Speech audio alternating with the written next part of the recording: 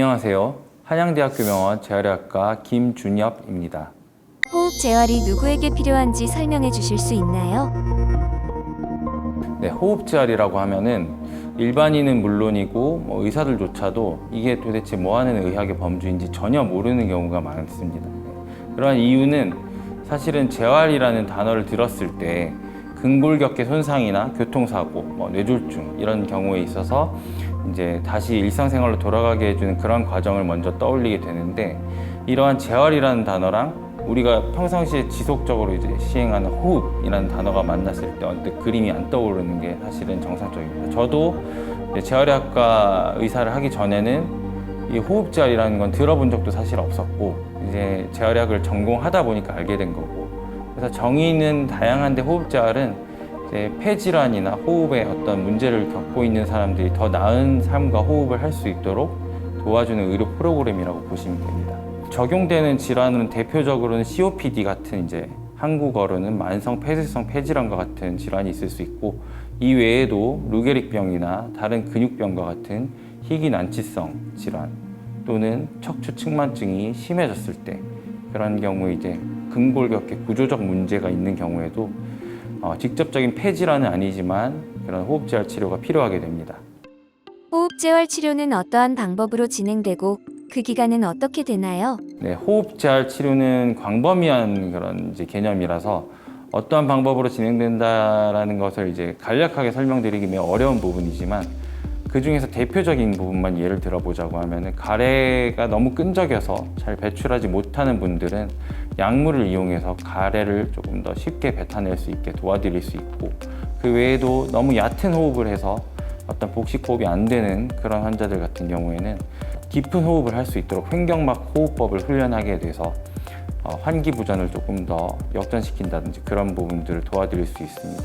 이 외에도 앞에서 말씀드렸던 COPD, 만성 폐쇄성 폐질환 같은 경우에 이제 입술 오므림 호흡법, 호기법 이런 부분들이 있는데, 이것들은 이제 이런 식으로 입술을 오므린 상태에서 공기가 천천히 빠져나가게 함으로써 도와드릴 수 있는 그런 방법들도 교육을 하고는 합니다. 이 외에도 공기 누적 운동, 그리고 복근을 이용한 기침 관련 근력 약화에 따른 객단 배출 능력 저하 상황에서 유용하게 사용할 수 있는 기침 보조 등을 훈련하기도 하고, 대표적인 또 부분 한 가지는 인공호흡기, 저희가 이제 중환자실에서 사용한다고 알고 있는데 집에 가져가서 사용할 수 있는 그런 기계 환기 장치들을 환자에게 적용하는 부분도 호흡재활에서 큰 비중을 차지하는 요소입니다.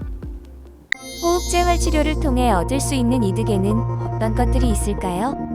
가장 먼저는 앞에서 말씀드렸던 기계 환기 장치, 인공호흡기라고도 부를 수 있는 그런 장치를 사용해서 자발 호흡에 의한 환기 능력이 떨어지는 신경근육계 환자들, 경추부 손상과 같은 척수 손상의 환자들에서 기대 수명을 획기적으로 연장시킬 수 있습니다. 또한 앞에서 말씀드렸던 그런 훈련과 교육들을 통해서 환기 부전에 따른 위급 상황 발생을 미연에 방지할 수 있게 해드리고, 위급 상황이 발생했을 경우에 그 대처 방법 같은 것도 교육을 해서 최종적으로는 호흡 부전 환자들의 운동 능력과 삶의 질 향상, 그리고 기대 수명의 연장과 같은 궁극적인 이득이 있을 수 있습니다. 특별한 주의 사항이나 금기 사항이 있나요? 네, 호흡 재활 치료는 이름에서 알 수 있듯이 일종의 물리학적인 법칙들을 인체에 적용하기 때문에 압력 발생에 따른 그런 이제 호흡 관련 인체 조직에 손상이 발생할 수는 있습니다. 하지만 호흡 재활 치료는 대부분 이런 재활의학과 전문의의 처방, 그리고 숙련된 물리치료사로 이루어진 팀에 의해 진행이 되기 때문에 예견되는 위험 상황들에 대해서는, 예를 들어서 기흉의 과거력이 있었던 환자다, 그런 경우에 있어서는 저희가 인지하고 있게 되기 때문에 미리 대처할 수 있습니다. 의료진의 지시나 권고사항에 대한 수능도만 유지가 된다고 하면은 크게 걱정하실 필요는 없습니다.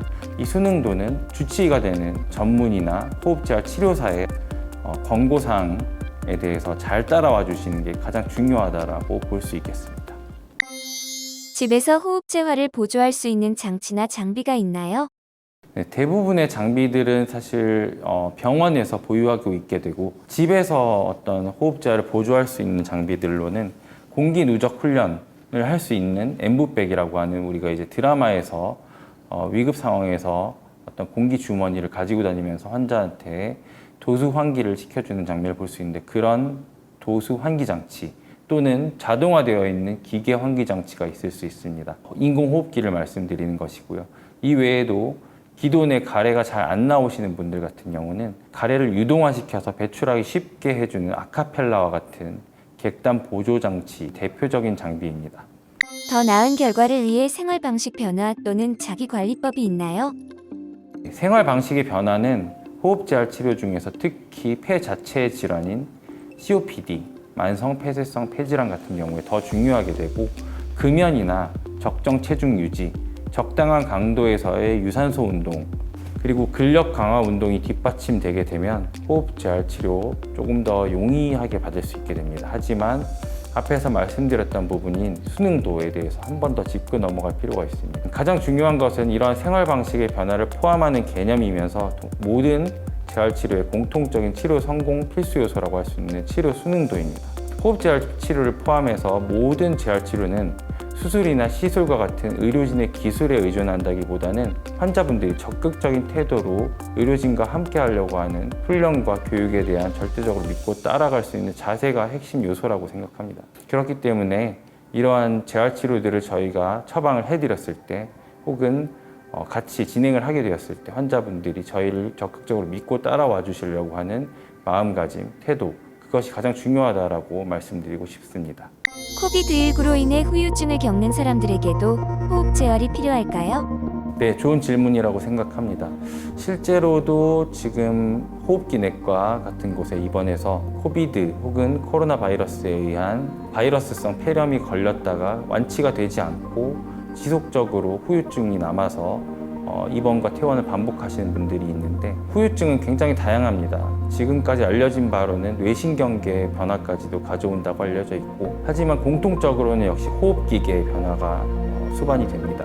주로는 면역력이 떨어져 있는 고령 인구에서 더 심각한 그런 후유증이 남게 되고, 그런 경우에 있어서는 호흡재활 치료를 통해서 도와드릴 수 있는 부분이 있고 실제로도 진행이 되고 있습니다.